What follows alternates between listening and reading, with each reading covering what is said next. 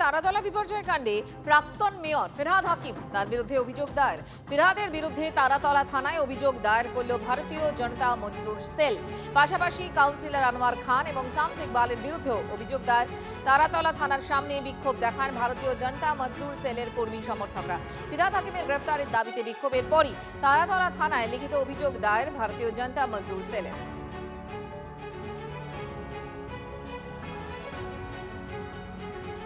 ফিরহাদ হাকিম আর আনোয়ার খান আর শামস ইকবাল এই তিনজনের নামে এখানে কমপ্লেন দিলাম।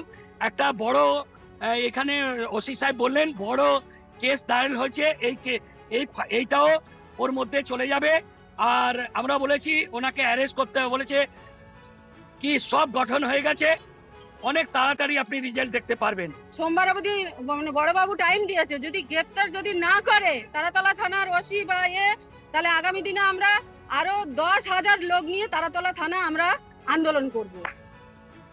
এই অবৈধ নির্মাণ, অবৈধভাবে সরকারি জমি দখল করা, তার মধ্যে সরকারের লোকেরাই যুক্ত ছিল, নাহলে এত ব্যাপক পরিমাণে চলতে পারে না। এর মধ্যে আর কে কে আছে সে যত তদন্ত এগোবে তখন বোঝা যাবে। অভিষেক ব্যানার্জির এগেনস্টে যে অ্যালিগেশন সেটা তো বহু বছর ধরে আমরা দেখতে পাচ্ছি।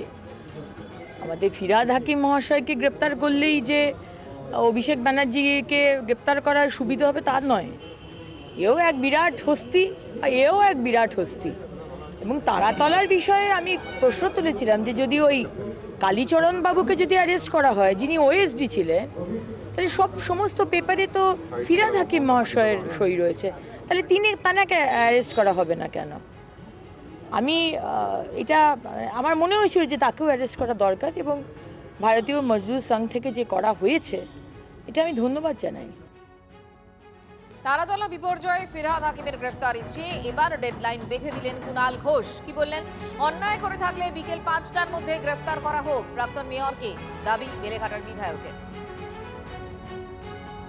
এই চাটন রিতর ওরা আর কি, যেগুলো বালিশচাটা তৃণমূল, তো এই বালিশচাটারা একটি বৈঠক ডেকেছেন বলে শোনা যাচ্ছে। সেখানে পুরসভার অনেককে আমন্ত্রণ করা হয়েছে। ফিরহাদ হাকিম অ্যারেস্ট হোক, ওই সই যদি অন্যায় হয়ে থাকে।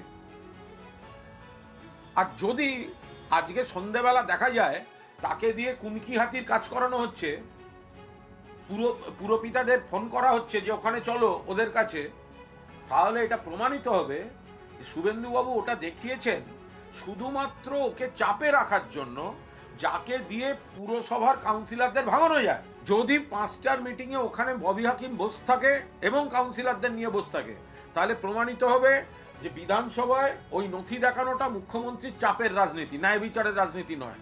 আর 5টার আগে যদি ববি হাকিমের বিরুদ্ধে গ্রেফতার হয়, তাহলে মেনে নেব শুভেন্দু অধিকারী যা বলেছিলেন, হৃদয় দিয়ে বলেছিলেন, শ্রমিকদের হয়ে বলেছিলেন, গরিবের হয়ে বলেছিলেন, ন্যায় বিচারের জন্য বলেছিলেন। উনি ডেডলাইন বাঁধার কি আমি জানি না।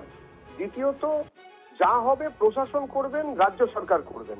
পশ্চিমবঙ্গের মানুষ এত মূর্খ নয়, ওরা জানেন যে পশ্চিমবঙ্গ এবং পশ্চিমবঙ্গের বাঙালি এখন ঠিক হাতে আছে, এবং তাদের সুরক্ষার জন্য মাননীয় মুখ্যমন্ত্রী শ্রী শুভেন্দু অধিকারী এবং বিজেপি পার্টি যা করার করবে। ওনারা আগে ওনাদের দল সামলান, তারপরে তো ডেডলাইন, তারপরে সদিচ্ছা ইত্যাদি নিয়ে কথা হবে।